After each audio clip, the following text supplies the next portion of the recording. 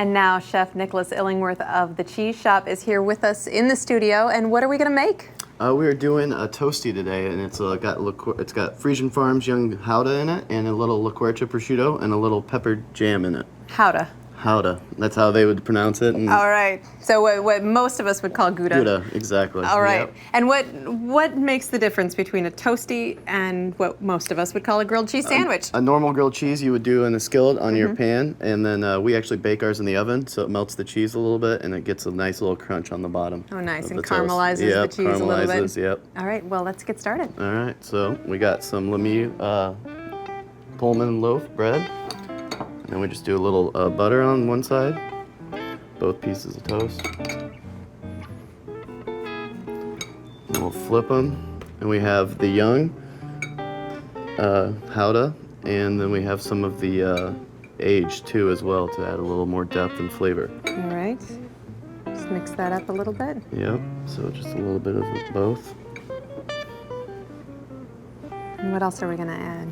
And then for now, this is just it. The cheese. Yep. So we just have the cheese, and I'm gonna take it over into the oven.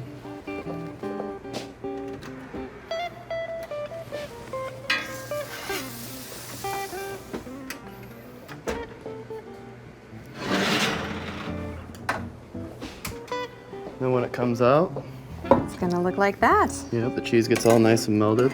How hot is the oven? The oven is 500 degrees, so it takes about 3 minutes for each one to cook. All right, we do that fast. And you could do that in a toaster oven too? Yep, you could do it in a toaster oven as well. And then you'll take the prosciutto and we'll chop it all up. If you put it on there whole, it pulls out when you bite into it, but if you chop it, it actually allows it to bite into it easier. A little bit in every bite. Yep, exactly. Perfect. So you'll just put the prosciutto in there. And then we'll take a little bit of the peppadew jam. What's peppadew jam? Peppadews are it's a South African pepper, and then we get the peppers in, and then we make jam at the shop. Oh, terrific! So then we'll take these little cornichons, and we'll put them on there for a little garnish. Then we'll just cut it in half, and we'll grab our plate and put it on there like that. All right. And we usually serve it with a little salad greens. So simple, but so beautiful. And that's it. Terrific. So now we're gonna make mac and cheese. Now we're gonna make mac and cheese. So right here I have the bechamel warming up. And what is a bechamel? A bechamel is a roux, so flour, butter, thickened with milk. And so you warm the milk up and then you'll mix it. And it's just the base of the mac sauce. All right. And then over here we have a little Mornay, and the Mornay is the bechamel is the base of it, and then once you add cheese to it, it becomes a Mornay sauce. And we'll actually be finishing the mac with that today. Okay, and is there any kind of trick when you add the cheese in? Anything that you need to do to make it smooth I and use creamy? a blender. Oh, well, that'll do it. So you'd want the bechamel to be warm, and then I'd put it in a blender, and then I'd put the grated cheese in there and turn it on, and it emulsifies it really finely. Okay. And it gets rid of like any of the flour chunks or anything that's in there. So. And what kind of pasta are we going to use? This is mini rigatoni, so it's an Italian pasta, and they're just mini, so they're kind of fun. They're nice and open, so the sauce gets inside of them, and it takes on the flavor really nice. Nice. So we'll go ahead and we'll blanch the pasta. Okay. And you want to cook that fully before you... Yep, and so you'll cook that till al dente, which means to the tooth, so it'll have a little bite to it still. And then it's going to finish cooking in the oven, so it needs a little extra, kind of like lasagna. You want to pre-cook it a little bit, so. All right. All right, and then so once the pasta's done, we'll take it over here to the sink.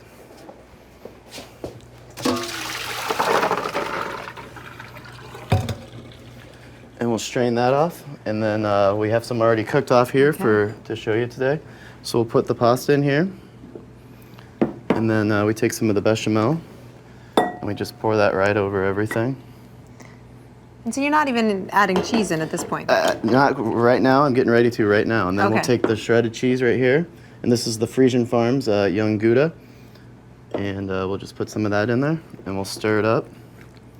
And then over in the oven, I actually have the cast iron skillet already warm. And the reason for that is when you pour this into it, it's going to sear it, and it's going to get like that brown crust all the way across the bottom of the pan. So it's all caramelized. It's like the corners of your mom's lasagna, and that's always what I wanted to eat because it had all the brown caramelization. Right. So how long do you put the cast iron in there for before you It just as long as it's hot. So about 10 minutes to let it warm up to the temperature. The oven's at 500 degrees, so we're cooking this really fast. Did someone tell you that that's how you do that, or did you have to try to figure Just that out on your own? trial and error. Just trial and error. Yeah, we started out doing stovetop mac and cheese, and we're like, everybody does this, and it's kind of boring. How can we make it funner? So we ordered these skillets in, and got these little skillets, and we started playing with it, and we've realized that if you warm it up, you can get that crunch. Oh, awesome. Because before we were baking it for like 30 minutes, and at the restaurant, there's not enough time like that. Right. So I'll come over here and grab the hot skillet that I have.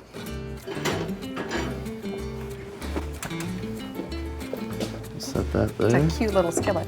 Yeah, they're really cool. They're from Vermont. And we'll throw it in there. You can hear the sizzle. Clearly it's hot. Yeah. So then you'll take this over, and we'll throw it in the oven for 15 minutes.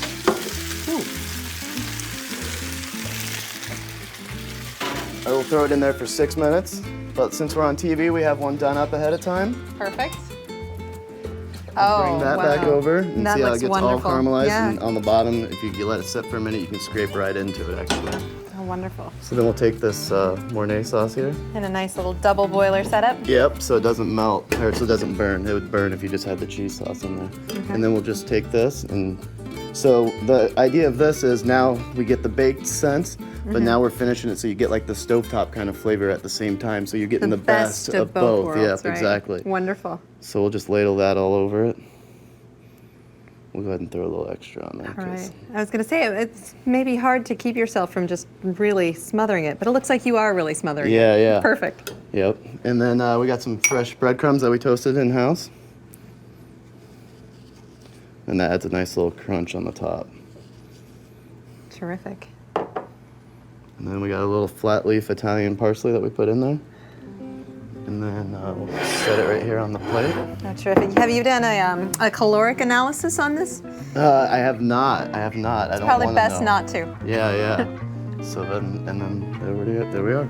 And that is rocket hot. Yes, it's very hot. Yes, when we present it to the guests at the table, we tell them that the pan is hot. It's similar to when you get fajitas at a Mexican restaurant. Okay. You just don't want to touch it. You have to be careful. Can I try some? Yeah, I would love for you to try some. Awesome. I'm so excited. All right. All right. Don't touch the pan.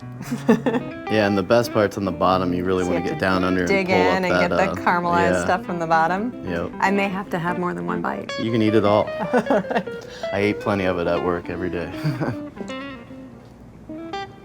Oh my gosh, wow. That is the best macaroni and cheese I've ever had. Oh, thank you, That is thank you. amazing. Chef Nicholas, thank you so much. Yes, thank you for having me. We'll have some more.